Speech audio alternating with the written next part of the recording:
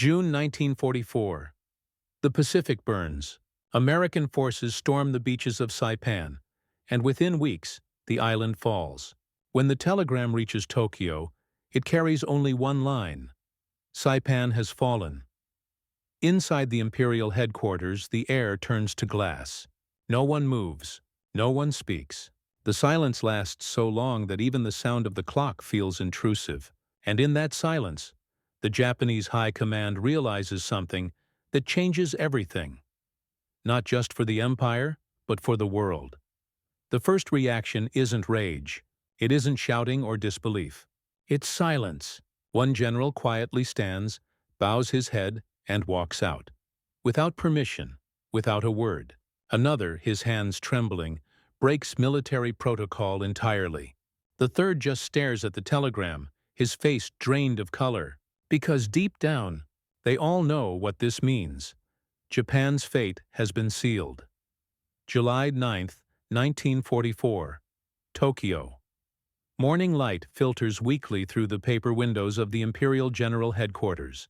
The war room smells of ink, dust, and exhaustion. 30,000 Japanese soldiers are gone. Saipan, one of their strongest fortresses, has fallen to American hands. Gathered around the table are men who once believed themselves invincible, generals who conquered nations, admirals who ruled the Pacific. They read the telegram together. Not a single word is spoken for 5 long minutes. Even the scribes stop writing. These are men trained since childhood never to show emotion. But today, even discipline begins to crack. General Tojo stands near the window. His hands tremble ever so slightly. He doesn't turn around. Admiral Nagano sits rigid at the table, gripping the telegram until the paper bends under his fingers. Every man in the room understands what this message truly means. Saipan isn't just another island. It's the key. The last wall separating the American bombers from Japan's homeland. But why is Saipan so different? Because of one number, a single terrible calculation. 500 miles. That's the distance from Saipan to Tokyo. General Umezu finally breaks the silence. His voice, barely above a whisper, sounds like a confession. "The B-29s can reach us now." The words hit like an artillery shell. Everyone knows exactly what that means. The Americans have a new weapon, the Boeing B-29 Superfortress, the most advanced bomber in history. Its range, 1,600 miles, fully loaded with bombs. Do the math. From Saipan to Tokyo, 1,500 miles. For the first time in history, Japan's home islands are within range of destruction.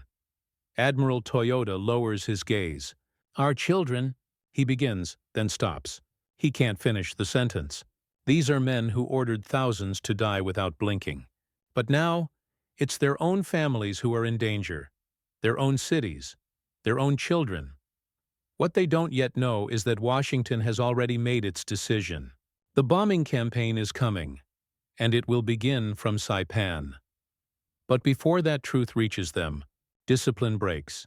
General Seizo Sakonji, known for his strictness, suddenly stands, his chair crashing backward. Without asking permission, he storms out of the room. No salute, no bow. He's gone. In the Japanese military, that's unthinkable. To leave before dismissal is an act of rebellion. Yet no one stops him. No one even looks up. Moments later, Admiral Nagano removes his cap, sets it on the table, and covers his face with both hands. A Japanese admiral crying in front of his officers. The sight is beyond shocking. Finally, General Hideki Tojo, Prime Minister of Japan, turns from the window. His face is gray, aged 10 years and 10 minutes. He looks at the men before him and says slowly, "Gentlemen, we must speak the truth now." The word truth hangs in the air like smoke. For 3 years they've lied. To their soldiers, to their people, to themselves. But today, there's no more room for lies. We have lost the war. 5 words that could have him executed. Yet nobody argues. Nobody even blinks. Because they all know it's true. The numbers don't lie. Japan's Navy destroyed at Midway. Their aircraft carriers sunk. Their best pilots dead. Their oil supplies nearly gone. Meanwhile, America's factories are roaring. A new intelligence report lands on the table. General Umezu reads it aloud. The United States is building one aircraft carrier every month, one heavy bomber every hour, one fighter plane every 5 minutes. Someone whispers, "How do we fight this?" No one answers, because everyone knows the answer. They can't. To fight American industry is to fight the ocean itself. Endless, unstoppable, indifferent. But the tragedy of Saipan isn't just military. It's human. 20,000 Japanese civilians lived on that island. Farmers, mothers, children. The reports from Saipan arrive throughout the day. As they're read aloud, the men in Tokyo sit frozen. Admiral Toyoda's voice cracks multiple times. The room grows colder with every word.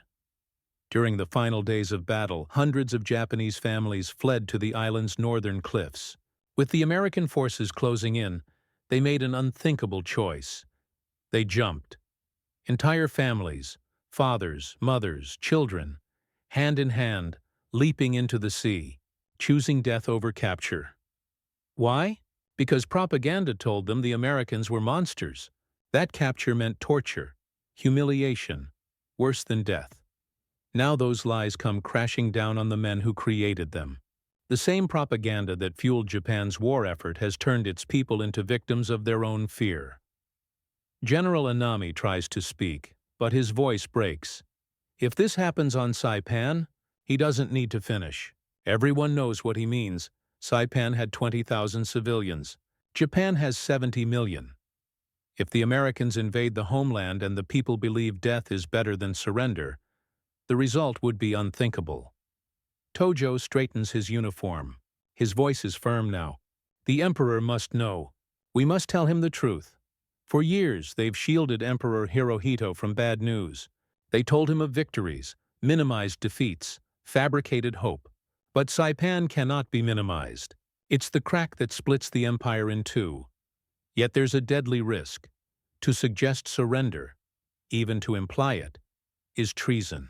And in wartime Japan, treason means execution, not just for the accused, but for his entire family. The generals face a choice: tell the truth and die, or keep lying and watch their nation burn. July 18, 1944. 9 days after Saipan fell, Prime Minister Tojo requests an audience with Emperor Hirohito. It's granted immediately. He enters the imperial palace alone. No guards, no aides, no witnesses.